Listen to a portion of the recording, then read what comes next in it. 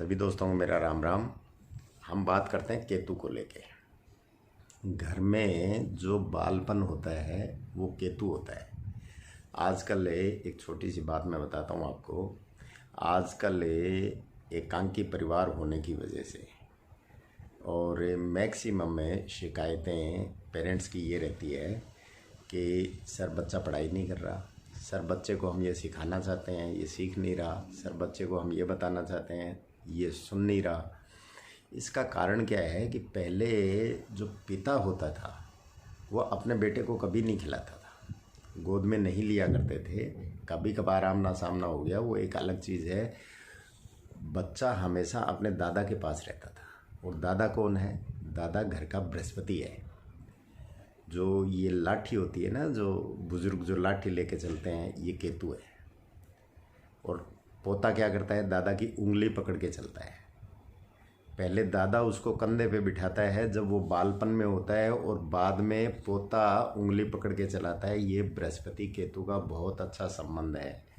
और जो लोग अपने दादा के सानिध्य में रहते हैं, जो बच्चे अपने दादा के सानिध्य में रहते हैं, ऐसा नहीं है कि दादा का करैक्टर कैसा है, दादा का नेचर कैसा है, वो कोई मायने नहीं रखते, लेकिन दादा दादा ही होता है। तो वो बृहस्पति केतु को वो हमेशा अच्छा रखेगा।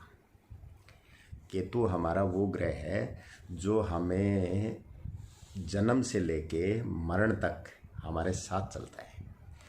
जब बच्चा पैदा होता है तो वो जिस चारपाई पे पैदा होता है वो चारपाई केतु है। और जब इंसान परलोक सिधारता है तो जिस अर्थी पे जाता है वो अर्थी भी केतु है। और फिर इसको कहा गया है कि मुखाग्नि जो है, चिता को मुखाग्नि दी जाती है, वो बड़े बेटे के या बेटे के हाथों से दिलवाई जाती है। तो वो इसका कारण यही होता है कि वो 12वां घर है, मोक्ष का कारक है, और 12वें घर में केतु को उच्च माना गया है। इसलिए बेटे के हाथ से मुखाग्नि दिलाने का मतलब है जातक को मोक्ष मिलेगी। घर में कोई भी नुकीली चीज़ पड़ी है वो केतु है। अगर कोई बंद गली का कोने का मकान है तो वहाँ केतु का वास है। दिन में बली है केतु, रात में बली है केतु। केतु वो ग्रह है जो हर जगह बली है, और इसको बलि का बकरा सबसे ज़्यादा माना गया है। ये जो बकरा है और ये भैंसें हैं, ये पापी ग्रह की चीज़ें। ये बकरा जो होता है ये केतु को होता है, और बलि किसकी दी जाती है? उसी की दी जाती है। तो केतु को इसलिए बलिदानी ग्रह कहा गया है। तो सबसे पहले तो अगर जिनका केतु खराब है, मैं तो ये कहूँगा जो बच्चे कहना नहीं मानते हो, जो बच्चे सुनते नहीं हो, आप अपने बच्चे को इग्नोर करके अपने दादा दादी के पास रखें। दादा से उसको अपने आप जो मतलब ये नहीं है कि दादा कैसा है, मतलब ये है कि उसके शरीर में जो एनर्जी पनप रही है वृद्ध अवस्था में, वो बृहस्पति है। और केतु कौन है? केतु बृहस्पति का शिष्य है। और गुरु के सामने शिष्य चाहे कैसा भी हो, चाहे वो बदमाश है चाहे वो अच्छा है, गुरु तो बदमाशों के भी होते हैं, ये डॉन वगैरह होते हैं, आपस में अपराधी प्रवृत्ति के होते हैं, इनके भी गुरु होते हैं। लेकिन वो शिक्षा कौन सी देंगे? वो शिक्षा देंगे जो उनके काम आएगी। देते ज़रूर है, और गुरु साधुओं के भी होते हैं, वो कौन सी शिक्षा देंगे? वो सात्विक शिक्षा देंगे। तो उधर कौन है? उधर बुरा केतु है जो बुरी शिक्षा ले रहे हैं, और इधर अच्छा केतु है। तो इसलिए इसको दोनों तरफ बलि कहा गया है। ये रोग देने पे आए तो इतना घातक दे दे कि समझ भी नहीं आए, और ये अच्छाई करने पे आए, ऊंचाई देने पे आए तो इतनी दे दे कि लोग दांतों तले उंगलियां दबा लें। तो जिंदगी का सफ़र, ये केतु का सफ़र कोई जाना नहीं, कोई माना नहीं। ये जो हम जीवन में सफ़र कर रहे हैं ये सिर्फ केतु की वजह से कर रहे हैं। हम कहीं भी जाते हैं केतु हमारे साथ चलता है, हम कहीं भी सफ़र करते हैं केतु हमारे साथ चलता है, हम जीवन का सफ़र कर रहे हैं उसमें केतु हमारे साथ है। और जिस दिन केतु ख़त्म हो गया उस दिन हमारा सफ़र ख़त्म, उस दिन तो 4 कंधों पे जाना है। तो इसलिए केतु बड़ा महत्वपूर्ण ग्रह है। अच्छा, ये केतु की एक ख़ास बात है कि केतु हमेशा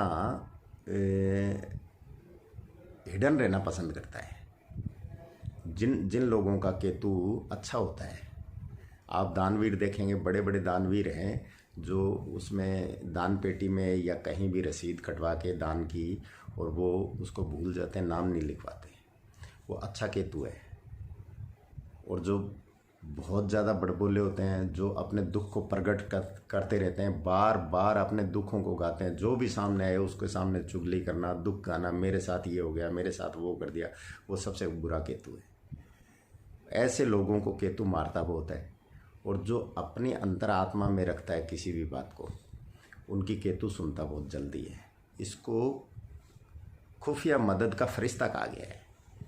लेकिन ये खुफिया मदद करेगा, कोई भी ग्रह हो, केतु ही नहीं, कोई भी ग्रह हो, खुफिया मदद एक ही शर्त पे करेगा, जब आप उसके स्वभाव को लेके चलते हैं। सूर्य आपकी मदद करेगा जब आप सूर्य के स्वभाव को लेके चलते हैं। आपके अंदर एक राजा के गुण होने चाहिए। अगर आपके अंदर राजसी गुण हैं और आपको सीधा चलने की आदत है, सीधा सुनने की आदत है और प्रजा का ध्यान रखने की आदत है, तो आपको सूर्य सहयोग करेगा। मंगल का स्वभाव है समर्पण, तो अगर वो भावना होगी तो मंगल आपका सहयोग करेगा। तो हम चाहे व्रत कर लें, चाहे हम नग पहन लें, चाहे हम उनके उपचार कर लें, लेकिन जब तक हम किसी भी ग्रह के स्वभाव को अपने अंतर आत्मा तक, गहराई तक नहीं लेके जाएंगे, तब तक हमें कोई भी ग्रह सपोर्ट नहीं करता है। उपाय हम करते हैं 1 बार, 2 बार, 3 बार, 5 बार, 10 बार, 43 दिन, अकॉर्डिंग टू लाल किताब 43 दिन हम उपाय करते हैं। लेकिन बाकी 365 में से 43 निकाल दो, बाकी दिन कहाँ जाएंगे? अगर हमने वो स्वभाव अपना रखा है तो हमें वो ग्रह रोज़ सपोर्ट करता रहेगा। तो यही है कि अगर आप केतु को अच्छा रखते हैं, सुबह सुबह डॉक्टर क्या करता है, डॉक्टर कहता है कि 40 मिनट तक आपको घूम के आना है, तो वो क्या करता है, वो केतु को ही चलाता है। केतु चलेगा यानी हमारे पैर चलेंगे, तो वहाँ से फिर शरीर में मूवमेंट होगा। उसके बाद मंगल दौड़ेगा तो वो नसों को साफ़ करते हुए सारी गंदगी निकाल देता है। कहीं पसीने के थ्रू निकाल देता है, तो कहीं वो नसों को ब्लॉकेज है वो खोल देता है, क्योंकि गर्म खून दिमाग में जाएगा, उसको साफ़ कर देगा, गर्म खून शरीर में दौड़ेगा, उसकी सफाई कर देगा। तो केतु चलता नीचे से है, लेकिन केतु के पास जो चीज़ है वो किसी ग्रह के पास नहीं है देखा जाए तो। इसको सबसे लास्ट में नंबर दिया गया है। लेकिन ये अगर ख़राब हो जाए, केतु हमारे शरीर की रीढ़ की हड्डी है। अब आप सोचो, आपके पास पैसा है, प्रॉपर्टी है, बैंक बैलेंस है, गाड़ी है, घोड़ा है, सारी सुविधाएं हैं, नौकर चाकर हैं, लेकिन रीढ़ की हड्डी आपकी काम नहीं कर रही, तो वो सारे गुण हो जाते हैं, आप पराधीन हो जाते हैं। आपको एक आदमी चाहिए ही चाहिए अपने ऊपर, आपको उठाने वाला, बिठाने वाला, खिलाने वाला, पिलाने वाला। तो रीढ़ की हड्डी केतु है, कमर है वो केतु है, पैर है वो केतु है, हमारे संस्कार हैं वो केतु है। और इसके अपोजिट हम अगर उल्टा चलें तो हम अपराध जो होते हैं वो भी केतु है, लेकिन वो खराब केतु है। केतु अतृप्ता है। इंसान जीवन में जन्म लेता है केतु की वजह से ही लेता है। अगर किसी के कहते हैं कि 12वें घर में केतु हो, तो उसका आखिरी जन्म माना गया है, उसकी मोक्ष हो जाती है और वो अपने कार्य जो भी हैं जीवन के वो पूरे करके और वो मोक्ष धाम को चला जाता है। बाकी अन्य ग्रहों के लिए यहाँ ऐसा नहीं कहा गया है। कारण कि केतु अपने स्वयं के उच्च घर में बैठा है, तो इसलिए उसने जितने काम करवाने इस जन्म में वो करवा देगा, आगे वो जन्म नहीं होने देगा, ऐसी मान्यता है ज्योतिष की। तो केतु क्या है? केतु हमारे शुरू से लेके एंड तक साथ चलने वाला वो ग्रह है। जैसे कुत्ता चलता है ना मालिक के साथ, तो कितना वफादार होता है, ऐसे ही केतु, इसीलिए तो कुत्ते को केतु कहा गया है, क्योंकि वो सबसे वफादार जीव माना गया है। तो वो आप कहीं भी जाओगे आपके साथ चलेगा, कभी आगे कभी पीछे, यानी आपका ध्यान रखेगा। केतु अतृप्ता है हमारी जीवन में, कुछ इच्छाएं हमारी रह जाती हैं जिसकी वजह से हमें जन्म लेना पड़ता है। और जहाँ केतु बैठा है उस भाव से संबंधित, उन रिश्तों से संबंधित इंसान के अतृप्ता रहती है। तो अगर जिन लोगों का केतु खराब है, उन लोगों को चाहिए कि एक तो वो कोने के मकान में ना रहे। लाल किताब तो बताती है कुछ जगह, लेकिन केतु अगर खराब है तो कोना जो है वो केतु का ही माना जाएगा। तो उन लोगों को चाहिए कि वो कोने के मकान में ना रहें। अगर बदकिस्मती से या बाय द वे जैसे भी आपका मकान कोने का है तो उसके ऊपर एक एरो का निशान लगा दें। एरो का निशान जो तीर होता है वो हर चीज़ को भेद के निकल जाता है, तीर भी केतु का आगे है। और जो घर के कोने होते हैं वो भी केतु का आगे है। जब केतु अच्छा करने का, आजकल ये केतु खराब हो रहा है लेकिन पहले केतु अच्छा था। केतु अच्छा होने का कारण घर में बहुत चीज़ें होती हैं हमारी ठीक करने की। पहले वो आपने देखा होगा एक लकड़ी की औंखली और मूसल हुआ करते थे। तो औंखली एक तरह से गड्ढा होता है, ये लकड़ी की एक औंखली होती है उसमें गड्ढा है, और मूसल जो है वो केतु का हथियार है। उसमें जो चीज़ कूट पीस के खाई जाती थी यानी केतु को साथ लेके एक्टिव करके फिर खाई जाती थी। तो उससे हमें रोग से बचाव रहता था। और औंखले में वैसे साइंटिफिकेशनल लॉजिक देखें तो औंखले में अनाज जो है मोटा कूटा जाएगा, तो मोटा कूटने से वो वैसे भी फायदेमंद हो जाए। तो हमें छठे घर को अगर अच्छा रखते हैं तो जैसे बाजरा है, ज्वार है, जैसे 7 प्रकार का अनाज है, केतु की सबसे बेहतरीन रेमेडी है। 7 प्रकार का अनाज लेके आप औंखले में कूट के और उसको अगर जानवरों को डालते हैं जो केतु से संबंध रखते हैं, जैसे चींटियाँ हुई, कीड़े मकोड़े हुए, गधा है, सूअर है, कुत्ता है, ये सारे केतु के जानवर होते हैं। इनको अगर आप वो चीज़ें खिलाते हैं तो आपका केतु अच्छा रहता है। और जहाँ केतु को आपने ठीक करना है तो केतु को सबसे पहले स्वभाव में लाओ। मौन साधना करना सीखो।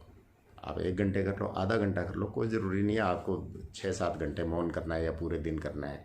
आप 1 आधे घंटे के लिए मौन व्रत रखे और उसमें आप मनन करो अंदर ही अंदर कि मेरे साथ क्या पीड़ा है, ये कैसे दूर हो सकती है। क्योंकि जो परालोक से ताकतें मिलती हैं वो भी केतु देता है। जितने लोगों को ये जो इंट्यूशन पावर होती है जिनकी, वो कोई बीड़ी सिगरेट पी के और वैसे बताते हैं, उनका केतु बड़ा प्रबल होता है। बिना केतु के वो आशीर्वाद देना बड़ा मुश्किल है। और कहते हैं कि 9वें घर का केतु तो किसी को निसंतान को आशीर्वाद देते तो उसके संतान हो जाए, इतना प्रभावशाली है। लेकिन इनको आपने एक चीज़ और देखी होगी, ये ज़्यादा बदा बखान नहीं करते। ये पीड़ित होते हैं तो भी ये बताते नहीं किसी को, ये अपनी पीड़ा मन में ही रखते हैं और ईश्वर से प्रार्थना करते हैं। तो फिर ये ईश्वर कहाँ बैठा है, या तो दूसरे घर में बैठा है या 12वें घर में जो आकाश है। तो अगर वो ईश्वर से प्रार्थना करते हैं तो वहाँ से केतु का बृहस्पति से संबंध बनता है और वहाँ से सहायता होती है। अगर वो बदा बखान करना शुरू कर देते हैं जगह जगह, तो केतु छठे घर का मालिक है और जो 11वां घर है वो जनता का भाव है। वहाँ जैसे ही आपने केतु को पहुँचा दिया वो चंद्र को नष्ट कर देगा। ये तो लाल किताब कहती है कि चंद्रमा अगर वहाँ 11वें घर में होगा तो वो केतु को नष्ट करेगा, और केतु अगर 11वें घर में होगा चंद्रमा को नष्ट कर देगा। तो और वो जो औंखली है, आपने एक चीज़ और देखी होगी, पहले अनाज तो चलो कूटा करते थे, वो रखना वैसे मेरे हिसाब से शुभ होता है। अब इसमें सवाल आएगा कि हम पत्थर की रख लें क्या, ये रख लें क्या, वो रख लें क्या। आप रख सकते हो, अगर औंखली पत्थर की मिलती है वो भी रख सकते हो। लेकिन घर में जो कुंडी और वो जो मूसल जो होता है, मूसल के बीच में हत्था होता है, वो होना ज़रूरी है। वो आपके लिए सहायक रहेगा।